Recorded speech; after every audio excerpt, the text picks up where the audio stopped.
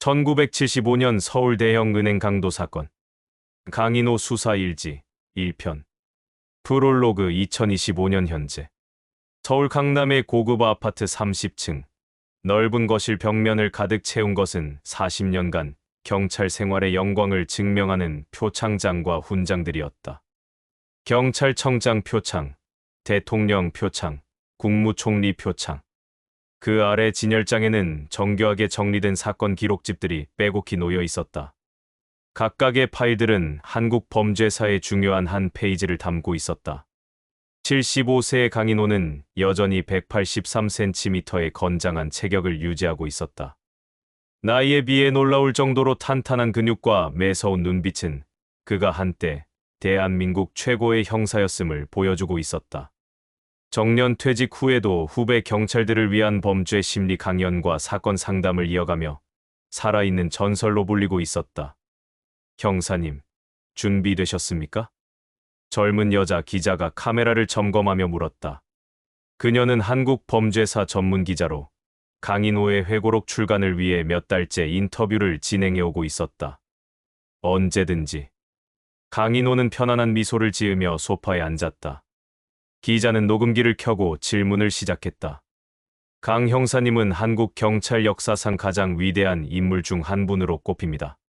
40년간 100건이 넘는 중대한 사건을 해결하셨고, 지금도 후배 경찰들에게는 살아있는 교과서로 존경받고 계십니다. 현직 형사라면 누구나 강 형사님을 선망하죠. 그 모든 것의 시작은 어디서 비롯되었는지 많은 분들이 궁금해합니다. 강인호는 잠시 생각에 잠긴 듯 시선을 벽에 걸린 오래된 흑백 사진으로 돌렸다. 사진 속에는 젊은 시절의 자신과 동료가 함께 서 있었다. 두 사람 모두 25세의 패기 넘치는 신입 경찰의 모습이었다. 모든 건 1975년에서 시작됐지. 내가 경찰로 임용된 해, 그때 터진 서울 대형은행 강도 사건에서 말이야.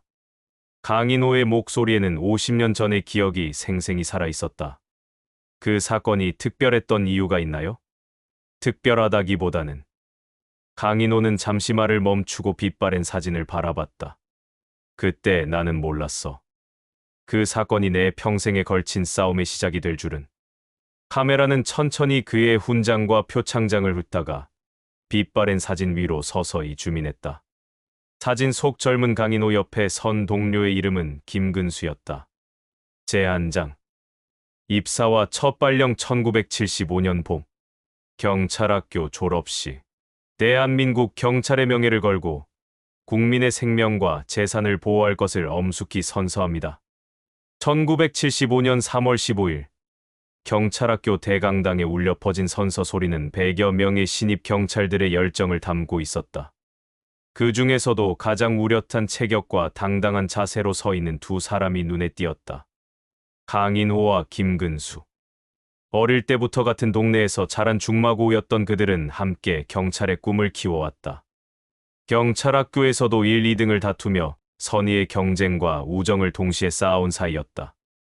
강인호는 IQ 210에 뛰어난 두뇌와 무술 유단자의 실력을 겸비한 천재였고, 김근수는 그런 친구와 함께 성장하며 자신만의 실력을 키워온 노력파였다. 야, 인호야. 드디어 진짜 경찰이 되는 거야. 졸업식이 끝난 후 김근수는 감격스러운 표정으로 강인호의 어깨를 두드렸다.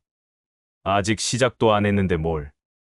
강인호는 쿨하게 대답했지만 그의 눈빛에도 설렘이 가득했다. 두 사람은 모두 서울시경 강력계에 배정받았다. 학교 성적과 체력 검정에서 최상위권을 유지한 결과였다. 특히 강인호는 경찰학교와 경찰시험에서 모두 1등을 차지하며 전설적인 성적을 남겼다. 서울이라. 생각만 해도 설레는데 쉽지 않을 거야. 들어보니 서울은 지금 범죄와의 전쟁터라고 하던데. 강인호의 말이 맞았다. 1970년대 중반의 서울은 급속한 산업화와 도시화의 부작용으로 범죄율이 급증하고 있었다. 1972년 유신 체제가 시작된 이후 강력한 권위주의 정부가 운영되고 있었고 사회 전반에 긴장과 공포가 존재했다. 동시에 경제 개발 붐으로 도시화가 빠르게 진행되면서 빈부격차와 사회 불만이 커져 강력범죄가 증가하고 있었다. 서울시경 첫 출근. 1975년 3월 20일 월요일 아침 7시. 서울 중구에 위치한 시경본부 건물 앞에 2명의 젊은 남자가 서 있었다. 깔끔하게 다림질된 경찰 제복을 입은 강인호와 김근수는 긴장과 설렘이 뒤섞인 표정으로 건물을 올려다보고 있었다.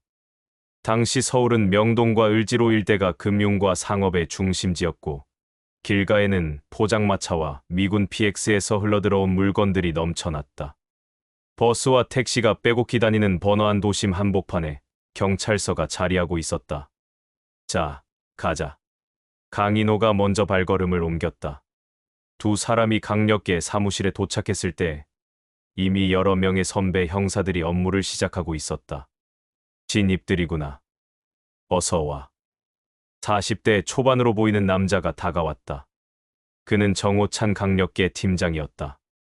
강인호는 그의 첫인상에서 범상치 않은 경험과 능력을 느낄 수 있었다. 강인호, 김근수입니다. 두 사람이 동시에 인사를 했다. 잘 왔어. 나는 정호찬 팀장이고 앞으로 너희들을 지도할 거야. 그런데 말이지. 정 팀장은 잠시 말을 멈추고 진지한 표정을 지었다. 서울은 너희가 생각하는 것보다 훨씬 험한 곳이야. 지금 이 도시는 범죄와의 전쟁터나 다름없어. 각오는 되어 있겠지. 네, 팀장님. 좋아. 그럼 먼저 진승현 형사를 소개할게. 너희들의 직속 선배가 될 거야. 30대 후반의 진승현 형사가 다가왔다. 그의 얼굴에는 수많은 사건을 경험한 베테랑의 흔적이 역력했다. 반갑다. 앞으로 잘 부탁한다. 그런데 신입들아, 한 가지만 명심해라. 여기서는 책에서 배운 것보다 현실이 100배는 복잡하고 위험해. 항상 조심하고 선배 말 잘 들어. 그때 사무실 한쪽에 앉아있던 장영훈 중견 형사도 인사를 했다. 사무실 분위기는 전체적으로 긴장되어 있었다. 당시 경찰은 과학수사 장비가 매우 부족했고 무전기와 전화 교환, 그리고 경찰관들의 발품에 의존해야 했다. 강인호와 김근수는 고개를 끄덕이며 선배들의 조언을 새겨들었다. 그때 사무실 한쪽에서 전화벨이 요란하게 울렸다. 장영훈이 전화를 받더니 급하게 소리쳤다. 팀장님, 큰일 났습니다. 명동 제1은행에 무장강도가 들었다고 합니다. 순간 사무실 안이 술렁거렸다. 정 팀장의 표정이 급변했다. 뭐라고? 무장강도라고? 네, 총기를 든 강도들이 낮 시간에 은행을 털었다고 합니다. 현재 도주 중이라고. 1975년 당시 한국에서 총기를 사용한 범죄는 극히 드문 일이었다. 이는 사회에 큰 충격을 줄 만한 사건이었다. 정 팀장은 즉시 결단을 내렸다. 전체 출동, 신입들도 따라와. 강인호와 김근수는 서로를 바라봤다. 첫 출근 첫날의 대형 사건이 터진 것이다.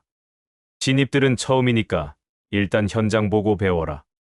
함부로 나서지 말고. 네.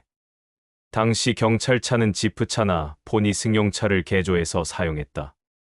사이렌을 울리며 명동으로 향하는 차 안에서 강인호는 가슴이 두근거렸다.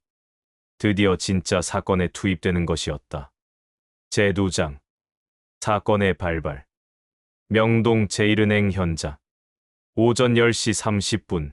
명동 제1은행 앞은 이미 아수라장이 되어 있었다. 경찰차들이 줄지어 서 있고 경찰관들이 현장을 통제하고 있었다. 구경꾼들이 삼삼오오 모여 웅성거리고 있었다.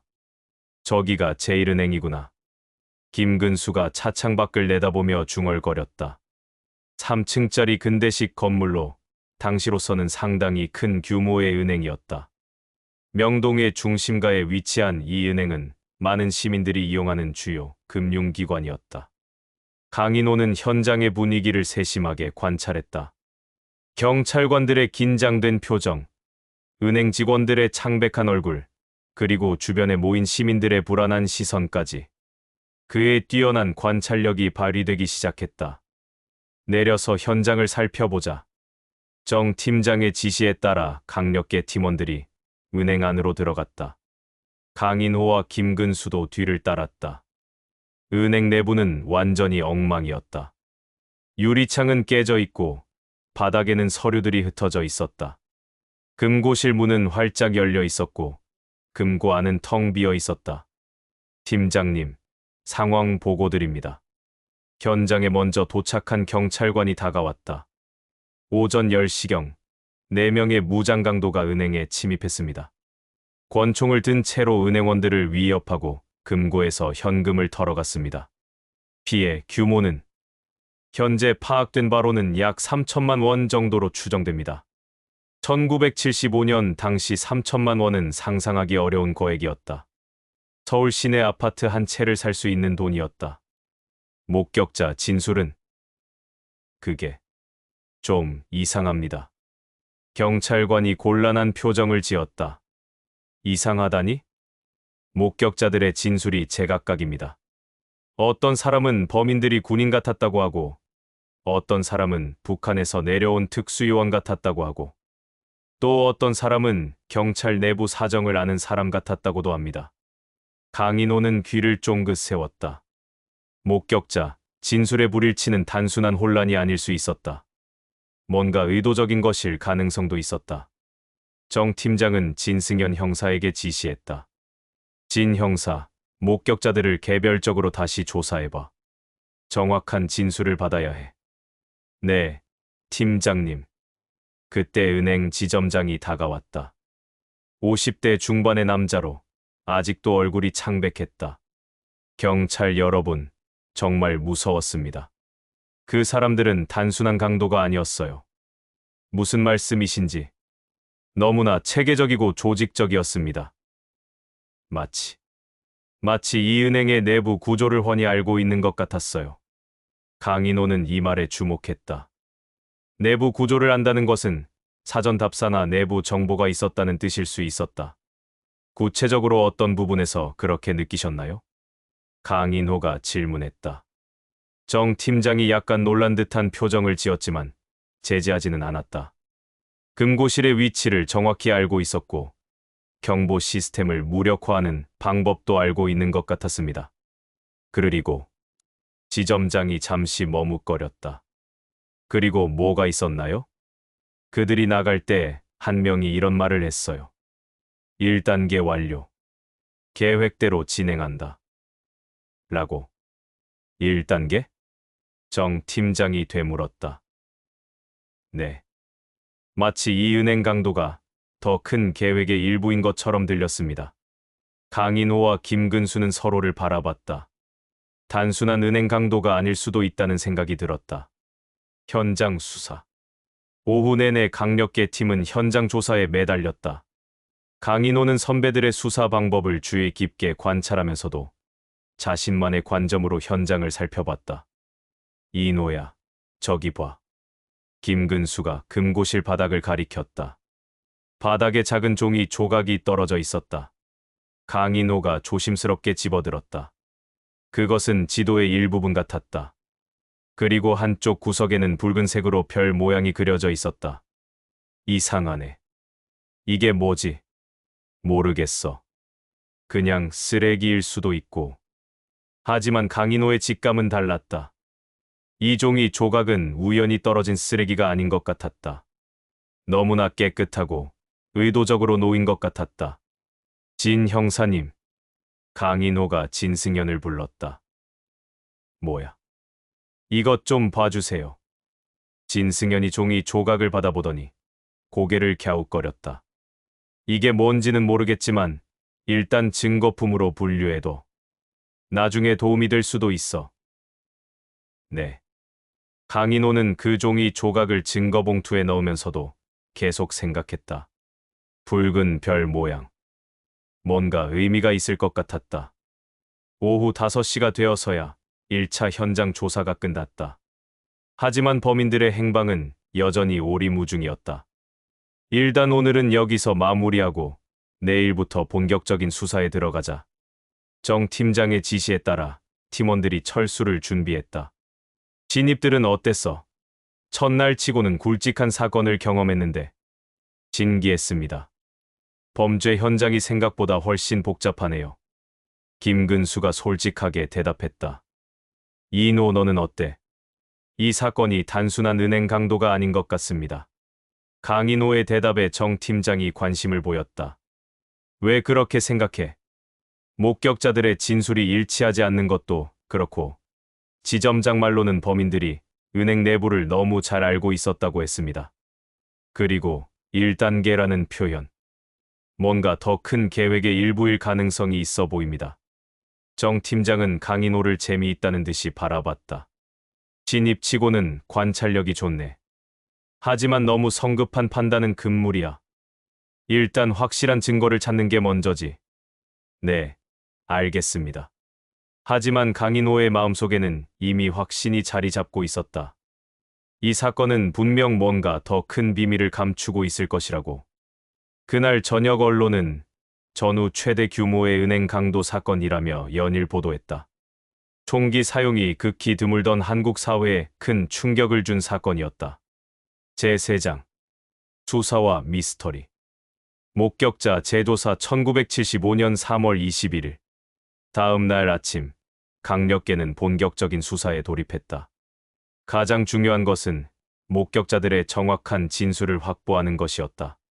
진 형사와 장 형사는 은행 직원들을 다시 조사하고 강인호와 김근수는 나와 함께 주변 상인들을 조사하자. 정 팀장의 지시에 따라 팀이 나뉘어 움직였다. 강인호와 김근수는 처음으로 정식 조사에 참여하게 되었다. 두 사람 모두 긴장되었지만 동시에 흥미진진했다. 첫 번째 목격자는 은행 맞은편 문구점을 운영하는 50대 남자였다. 아저씨, 어제 사건 때 뭘 보셨는지 자세히 말씀해 주세요. 그게 말이야. 문구점 주인이 머리를 긁적였다. 확실하지가 않아서 그래. 4명 정도 되는 사람들이 은행으로 들어가는 걸 봤는데 어떻게 생긴 사람들이었나요? 키가 크고 건장해 보였어. 그런데 이상한 게 걸음걸이가 좀 특이했어. 특이하다뇨? 강인호가 관심을 보였다. 어떻게 말하지? 군인 같은 걸음걸이였어. 너무 반듯하고 일사불란하게 걸어가더라고. 마치 행진하는 것처럼. 복장은 어땠나요? 평상복을 입었는데 뭔가 어색했어. 마치 평상복이 익숙하지 않은 사람들이 억지로 입은 것 같달까? 강인호는 메모를 적으면서 생각했다. 군인들이 사복을 입었을 때 나타나는 특징일 수도 있었다. 두 번째 목격자는 근처 이발소 주인이었다. 저는 직접 보지는 못했지만 소음은 들었어요. 어떤 소음이요? 총소리 같은 걸. 그런데 생각해보니 총소리치고는 너무 작았어. 마치 권총에 뭔가를 달아서 소리를 줄인 것 같았달까요? 김근수가 놀란 표정을 지었다. 소음기를 말씀하시는 건가요? 그런 건지는 모르겠지만 일반적인 총소리는 아니었어요. 굉장히 조용했거든요. 세 번째 목격자는 택시 운전사였다. 나는 저 놈들이 도망가는 걸 봤어. 어떻게 도망갔나요? 검은색 세단 2대로 나뉘어서 탔어. 그런데 차량이 너무 깔끔하더라고. 번호판도 흙으로 가려져 있고. 어느 방향으로 갔나요? 한 대는 을지로 쪽으로, 다른 한 대는 충무로 쪽으로 갔어. 마치 미리 계획된 것처럼 정확하게 움직이더라고. 차량 운전 실력은 어땠나요? 강인호가 추가로 질문했다. 아, 그것도 이상했어. 너무 능숙하더라고. 마치 전문 운전사들 같았어. 오후에 모든 목격자 조사가 끝났다. 정 팀장이 팀원들을 모아놓고 정리했다. 자, 그럼 지금까지 파악된 내용을 정리해보자. 정 팀장이 칠판에 요점들을 적기 시작했다. 첫째, 범인은 4명. 모두 키가 크고 건장함. 둘째, 군인 같은 걸음걸이와 훈련받은 듯한 움직임. 셋째, 소음기가 달린 권총 사용 추정. 넷째, 조직적이고 계획적인 범행. 다섯째, 사전에 은행 내부 구조 파악. 여섯째, 전문적인 운전 실력. 강인호가 손을 들었다. 팀장님, 한 가지 더 있습니다. 뭐지? 어제 현장에서 발견한 지도 조각 말입니다. 붉은 별이 그려진. 아, 그것도 중요한 단서일 수 있지. 정 팀장이 칠판에 추가했다. 7째, 정체불명의 지도 조각과 붉은 별 표시. 팀장님, 이 정도면 단순한 강도가 아닌 게 확실한 것 같은데요? 진승현이 의견을 제시했다. 나도 그렇게 생각해. 문제는 이들이 누구이고 왜 이런 일을 저질렀느냐는 거지. 그때 사무실 문이 열리며 이도훈 서장이 들어왔다. 50대의 이 서장은 강인호에게 멘토 같은 존재였다. 강인호가 어릴 때부터 경찰의 꿈을 키울 수 있도록 도움을 준 인물이기도 했다. 무슨 회의 중이야? 서장님, 어제 은행 강도 사건에 대해 정리하고 있었습니다. 그래, 어떻게 나왔어? 정 팀장이 칠판의 내용을 설명했다. 서장은 진지한 표정으로 들었다. 이 정도면 단순한 강도가 아니군. 혹시, 서장이 말을 멈추고 잠시 생각에 잠겼다. 혹시 뭐가 있으신가요? 아니야. 아직은 추측일 뿐이야. 계속 수사해봐. 그때 장영훈이 다급하게 들어왔다. 팀장님, 큰일 났습니다. 뭔데? 금천구에서 또 은행 강도가 발생했습니다. 수법이 어제와 완전히 똑같다고 합니다. 사무실 안이 술렁거렸다. 뭐라고? 또? 네. 4명의 무장 강도가 소음기 달린 권총으로 은행을 털었다고 합니다. 피해액은 약 2천만 원 정도로. 서장의 표정이 어두워졌다. 이건 연쇄범죄다. 즉시 현장으로 출동한다. 금천구 제2사건 현장. 오후 3시, 금천구 대림동에 위치한 한일은행 앞. 어제와 똑같은 광경이 펼쳐져 있었다. 강인호는 어제 경험을 토대로 더욱 세밀하게 현장을 관찰했다. 김근수야, 어제와 달라진 점을 찾아봐. 두 사람은 은행 내부를 꼼꼼히 살펴봤다. 어제와 동일한 수법, 동일한 피해 양상이었다. 그런데 강인호는 한 가지 이상한 점을 발견했다. 잠깐, 이거 봐. 금고실 바닥에 또 다른 종이 조각이 있었다. 어제와 마찬가지로 지도의 일부분이었고, 역시 붉은 별이 그려져 있었다. 또 있네? 우연일까? 아니면 일부러 놓고 간 걸까? 강인호는 종이 조각을 자세히 살펴봤다. 어제 것과 연결해보니 더 큰 지도의 일부분인 것이 확실했다. 진 형사님, 여기 또 나왔습니다. 진승현이 다가와서 종이를 보더니 고개를 갸웃거렸다. 이상하네. 왜 매번 이런 걸 남겨두지? 혹시 메시지가 아닐까요? 우리에게 뭔가 알리려는. 그럴 수도 있지. 일단 가져가자. 이번에도 목격자들의 진술은 비슷했다. 훈련받은 듯한 4명의 남자, 조직적인 범행, 완벽한 도주. 하지만 한 가지 새로운 정보가 있었다. 저는 그들이 나갈 때 하는 말을 들었어요. 한 목격자가 증언했다. 뭐라고 하던가요? 2단계 완료. 계획대로 진행한다. 이런 식으로 말하더라고요. 강인호와 김근수는 서로를 바라봤다. 2단계라는 표현은 더욱 큰 계획이 있다는 것을 의미했다. 패턴 분석. 그날 밤 사무실에서 강인호와 김근수는 늦게까지 자료를 정리했다.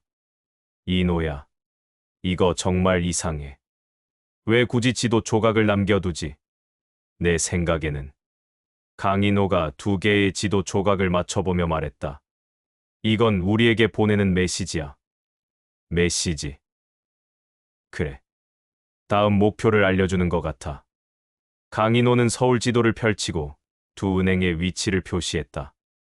그리고 지도 조각들을 맞춰보니 하나의 패턴이 보이기 시작했다. 봐, 명동에서 금천구로.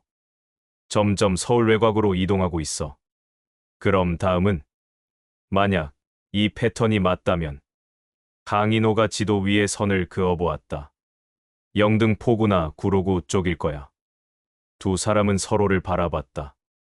만약 이 추리가 맞다면 다음 사건을 예방할 수도 있을 것이었다. 제4장 목숨을 건 추적 제3의 사건 예상. 다음 날 아침 강인호는 자신의 분석 결과를 정 팀장에게 보고했다.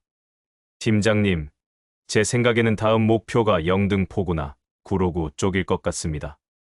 근거가 있나? 강인호가 지도를 펼쳐 보이며 설명했다. 지금까지의 패턴을 보면 범인들은 서울 중심가에서 시작해서 점점 외곽으로 이동하고 있습니다. 그리고 매번 지도 조각을 남겨두는 것으로 보아 우리에게 의도적으로 알리려는 것 같습니다. 정 팀장이 관심을 보였다. 계속해봐. 만약 이들의 목적이 단순한 강도가 아니라면 우리의 대응 능력을 시험하고 있을 가능성이 있습니다. 시험. 네. 우리가 얼마나 빨리 그들의 패턴을 파악하는지, 얼마나 효과적으로 대응하는지. 이도훈 서장이 대화에 끼어들었다. 흥미로운 관점이네. 그럼 해당 지역 은행들의 경비를 강화하자. 그런데 서장님, 만약 정말로 그들이 우리를 시험하는 거라면.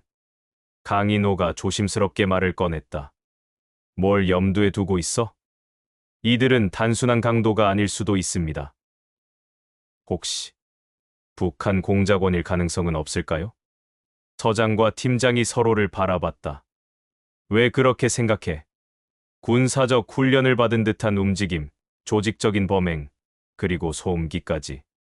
일반 강도들이 구할 수 있는 장비가 아닙니다. 서장이 잠시 침묵했다. 일단은 가능성만 염두에 두자. 확실한 증거가 없으니까. 영등포 잠복 근무.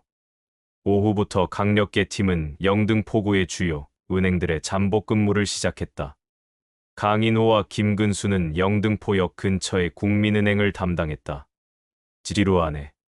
김근수가 하품을 했다. 집중해. 언제 나타날지 모르잖아. 강인호는 계속해서 은행 주변을 주시했다. 그의 관찰력은 놀라울 정도로 예리했다. 오후 2시경 강인호가 뭔가를 포착했다. 김근수야, 저기 봐. 길 건너편에서 4명의 남자가 천천히 걸어오고 있었다. 그들의 걸음걸이는 목격자들이 증언했던 그대로였다. 너무나 규칙적이고 군인 같았다. 저들이야? 확실하지는 않지만. 무전기 줘. 강인호가 무전기를 받아들었다. 본부. 의심스러운 인물들이 접근하고 있습니다. 확인. 계속 관찰하고 보고하라. 4명의 남자들은 은행 앞에서 잠시 멈춰섰다. 그들은 서로 짧게 대화를 나눈 후 각자 다른 방향으로 흩어졌다. 뭐 하는 거지? 정찰하는 것 같아. 주변 상황을 파악하고 있어. 30분 후 4명이 다시 모였다. 이번에는 은행으로 향했다. 본부, 용의자들이 은행으로 진입합니다. 확인. 지원팀이 출동하고 있다. 절대 혼자 움직이지 말라. 하지만 강인호와 김근수는 이미 자리에서 일어나고 있었다. 가자. 시민들이 위험해.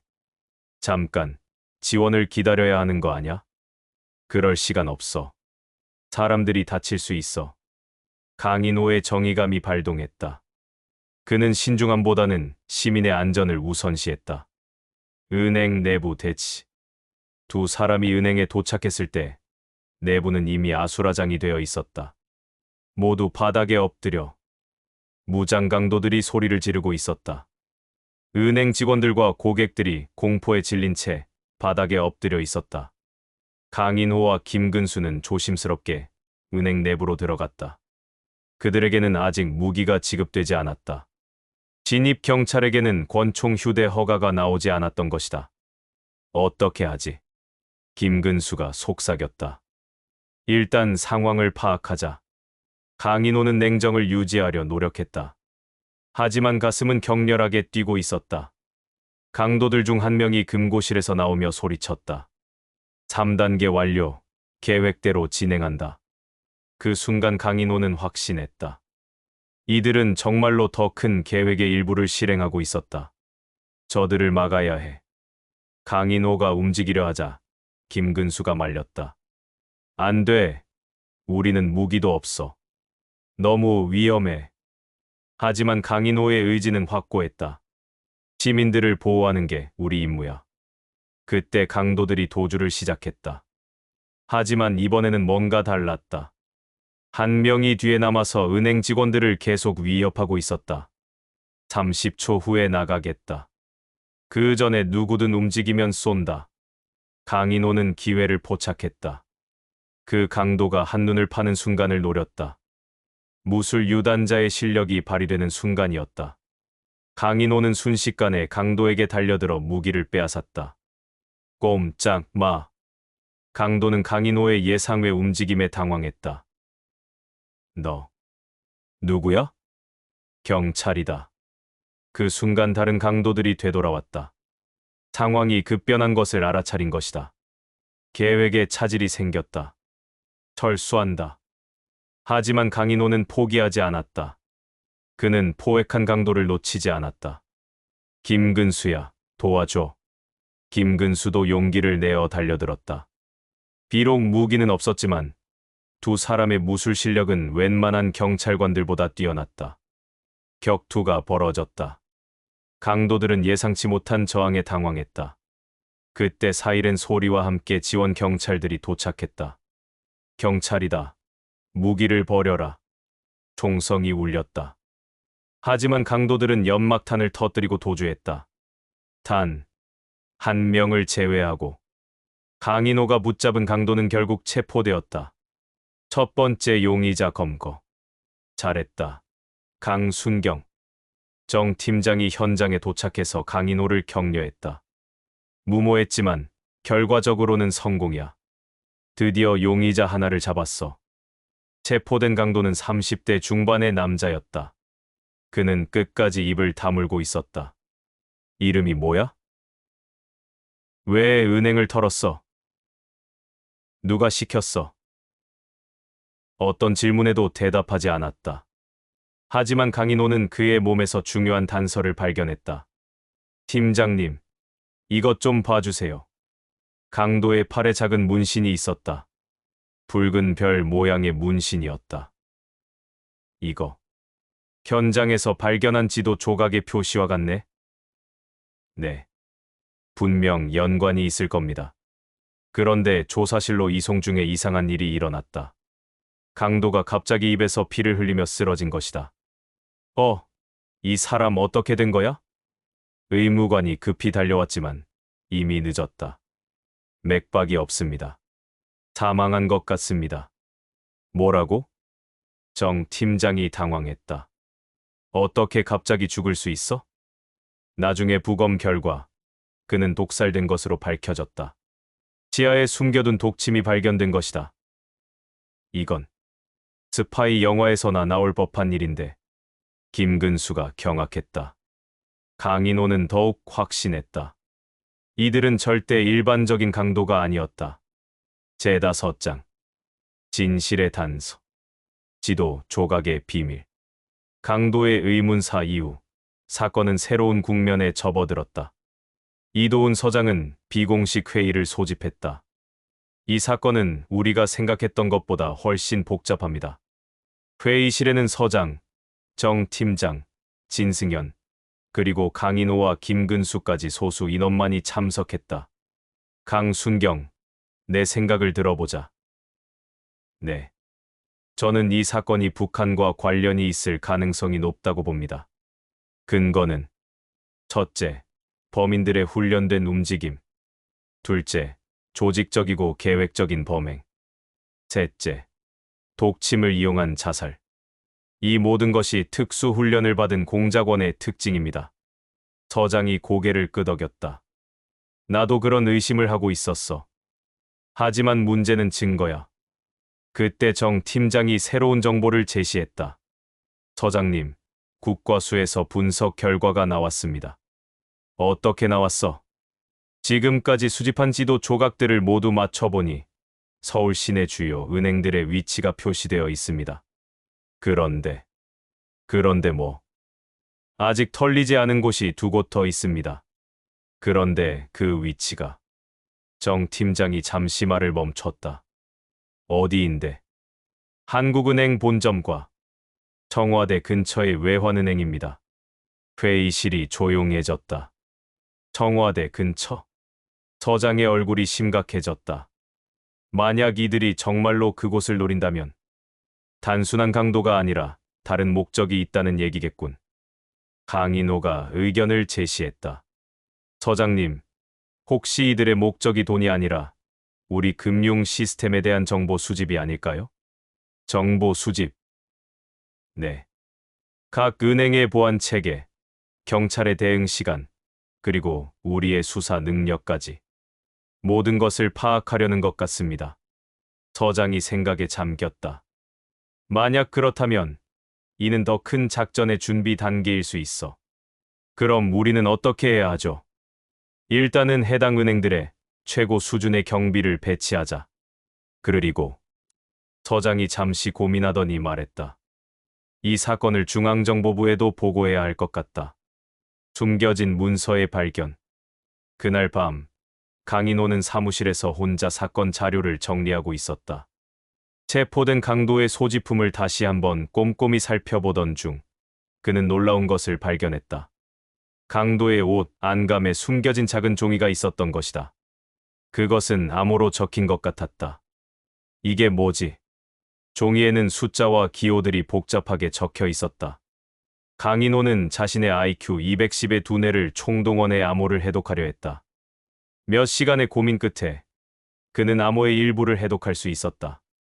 그것은 놀랍게도 서울 시내 주요 건물들의 위치와 보안 정보였다.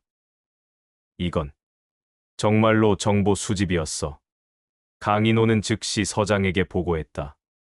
다음 날 아침 긴급 회의가 소집되었다. 강순경이 발견한 이 문서는 매우 중요한 증거입니다. 서장이 문서를 보여주며 말했다. 이 문서에는 우리나라 주요 금융기관과 정부 건물의 보안 정보가 자세히 기록되어 있습니다.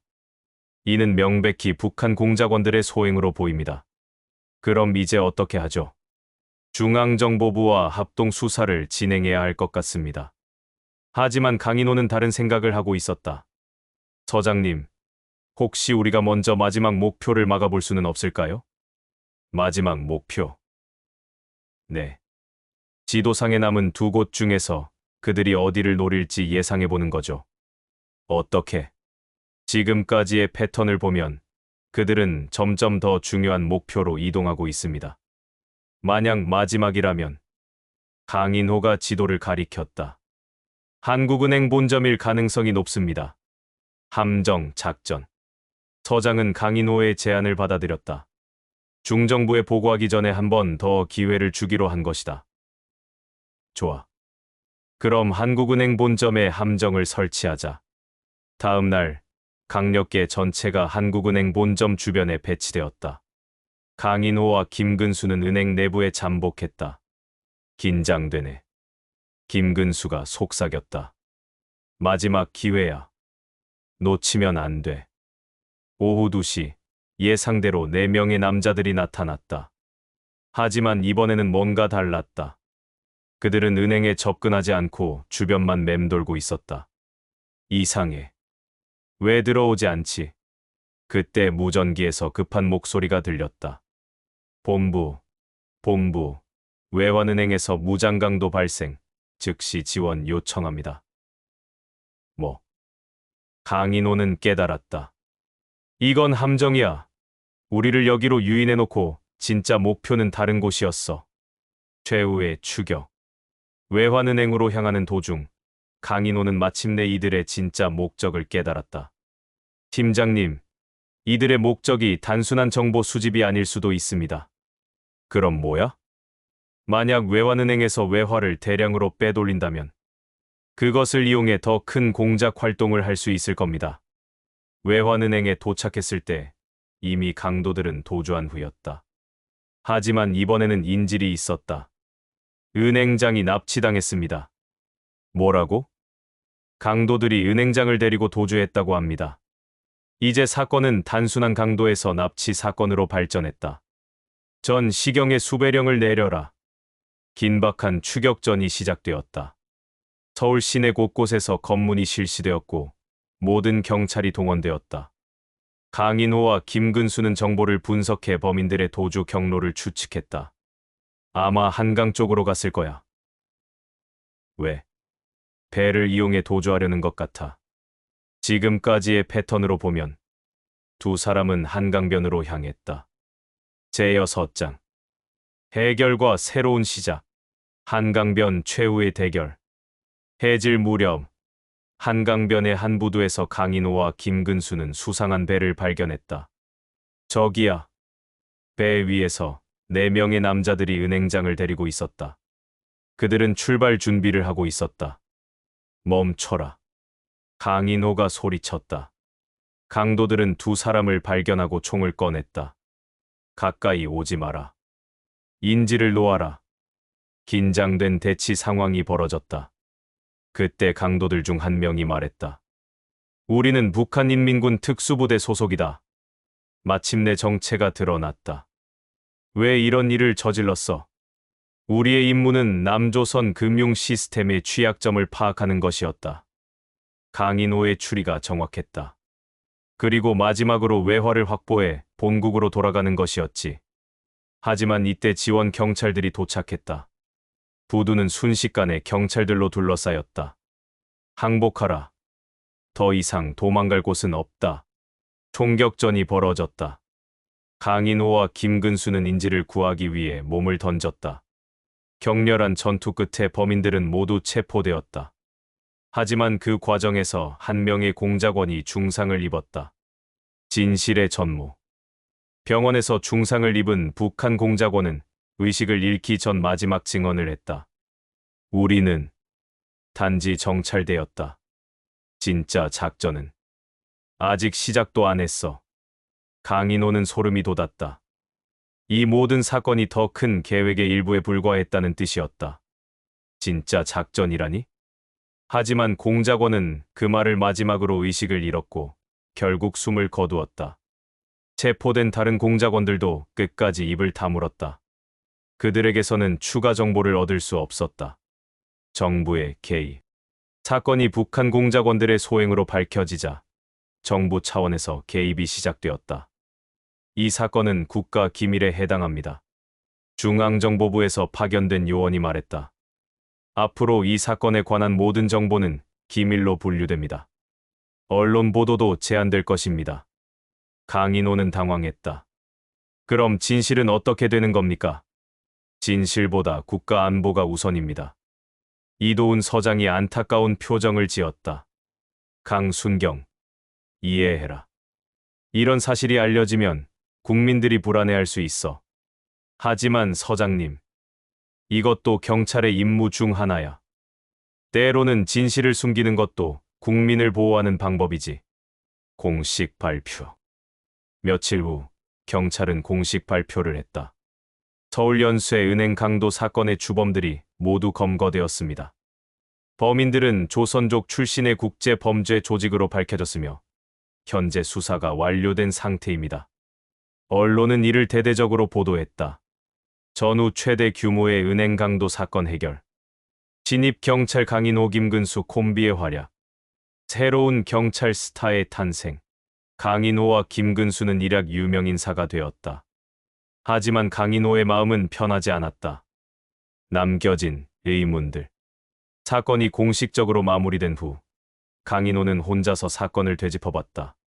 마지막 공작원의 말이 계속 머릿속을 맴돌았다. 진짜 작전은 아직 시작도 안 했어. 그렇다면 이들이 수집한 정보는 어디로 갔을까? 정말로 모든 것이 끝난 것일까? 강인호는 사건 파일을 다시 살펴봤다. 그리고 한 가지 이상한 점을 발견했다. 압수된 증거품 중 일부가 사라져 있었던 것이다. 특히 암호화된 문서들과 지도 조각들이 모두 없어졌다. 누가 가져간 걸까? 강인호는 이도훈 서장을 찾아갔다. 서장님, 증거품이 사라졌습니다. 뭔 소리야? 북한 공작원들에게서 압수한 문서들이 모두 없어졌어요. 서장의 표정이 어두워졌다. 그런 것들은 중앙정보부에서 가져갔을 거야. 중정부에서요? 그래. 국가 기밀에 해당하는 자료들은 그쪽에서 관리한다. 하지만 강인호는 뭔가 석연치 않다고 느꼈다. 경찰 내부의 비밀. 며칠 후 강인호는 우연히 충격적인 사실을 알게 되었다. 늦은 밤 사무실에서 야근을 하던 중 그는 정호찬 팀장과 누군가의 전화 통화를 엿듣게 되었다. 네, 모든 증거는 처리했습니다. 예, 강인호는 아직 의심하고 있는 것 같습니다. 알겠습니다. 계속 지켜보겠습니다. 강인호는 소름이 돋았다. 팀장이 누군가와 자신에 대해 이야기하고 있었던 것이다. 설마 팀장님이. 하지만 더 충격적인 것은 그 다음이었다. 이번 작전으로 확인된 정보는 예, 다음 계획에 활용하겠습니다. 다음 계획. 강인호는 깨달았다. 북한 공작원들의 말이 맞았다. 이 모든 것은 더 큰 계획의 일부였고 그 계획에는 경찰 내부에 누군가가 관련되어 있었다. 위험한 발견. 강인호는 조심스럽게 조사를 시작했다. 그는 김근수에게도 이 사실을 알렸다. 이노야, 그럼 우리는 어떻게 해야 하지? 일단은 아무도 믿으면 안 돼. 서장님 외에는. 하지만 이도훈 서장마저 믿을 수 있는지 확신이 서지 않았다.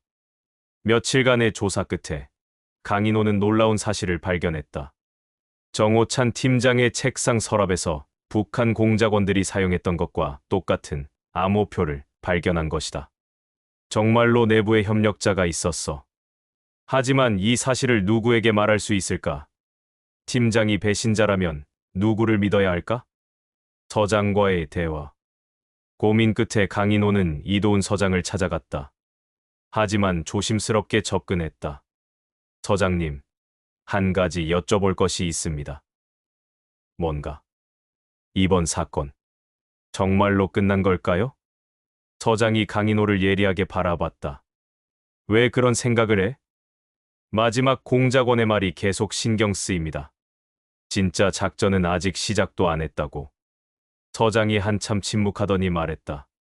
강순경, 너는 정말 뛰어난 형사가 될 것 같다. 네. 하지만 때로는 모르는 게 약이 될 수도 있어. 무슨 말씀이신지. 이 세상에는 우리가 모르는 게 더 많다는 얘기야. 특히 국가 간의 일들은. 서장의 말에서 강인호는 뭔가 경고의 뉘앙스를 느꼈다. 첫 번째 교훈. 사건이 마무리되고 몇 주가 지났다. 강인호와 김근수는 다른 사건들을 담당하며 일상으로 돌아갔다. 하지만 강인호의 마음속에는 여전히 의문이 남아 있었다. 이노야, 너무 깊이 파지 마라. 김근수가 조언했다. 우리는 경찰이야. 주어진 일만 하면 되는 거 아닌가? 하지만 진실이라는 게 생각보다 복잡할 수도 있어. 강인호는 이번 사건을 통해 중요한 교훈을 얻었다. 첫째, 세상은 겉으로 보이는 것보다 훨씬 복잡하다. 둘째, 진실을 찾는 것이 항상 좋은 결과를 가져오지는 않는다. 셋째, 때로는 경찰도 정치적 고려를 해야 한다. 하지만 가장 중요한 깨달음은 다른 것이었다. 나는 절대 포기하지 않을 거야. 언젠가는 진실을 밝혀낼 거야. 에필로그 2025년 현재. 인터뷰를 마친 후 강인호는 잠시 말을 멈춘 채 창밖을 바라봤다. 그래서 그 사건이 형사님 인생의 출발점이 되었군요. 기자가 말했다. 그렇지. 하지만 진짜 이야기는 그 이후부터야. 이후요. 사람들은 내가 100건 넘는 사건을 해결했다고 말하지. 하지만 진짜로 중요한 건 아직 끝나지 않았다는 거야. 어떤 의미인가요? 강인호가 빛바랜 흑백 사진을 다시 바라봤다. 젊은 시절의 자신과 김근수가 활짝 웃고 있는 사진이었다. 1975년 은행 강도 사건. 그건 단순한 강도가 아니었어. 그리고 그때 시작된 일들은 지금도 계속되고 있지. 지금도요? 그래. 40년이 지났지만 그 배후에 있던 진짜 세력들은 여전히 활동하고 있어. 다만 방법만 바뀌었을 뿐이지. 강인호의 눈빛이 예전처럼 매서워졌다. 그들과의 싸움은 내가 은퇴한 지금도 끝나지 않았어. 내 후배들이 이어받아야 할 숙제야. 그럼 그때 정호찬 팀장은 그건 다음 이야기에서 하자. 강인호가 미소를 지었다. 오늘은 여기까지. 다음에는 김근수가 죽게 된 사건에 대해 이야기해주지. 기자는 긴장된 표정으로 녹음기를 껐다. 그녀는 이제야 알았다. 이 노인이 간직하고 있는 이야기들이 얼마나 거대하고 복잡한 것인지를. 강인호는 창밖의 서울 시내를 바라보며 생각했다. 근수야, 미안해. 내가 죽은 진짜 이유를 밝히지 못해서. 그의 손은 여전히 단단했고 눈빛은 여전히 예리했다. 전설은 아직 끝나지 않았다. -1편 완.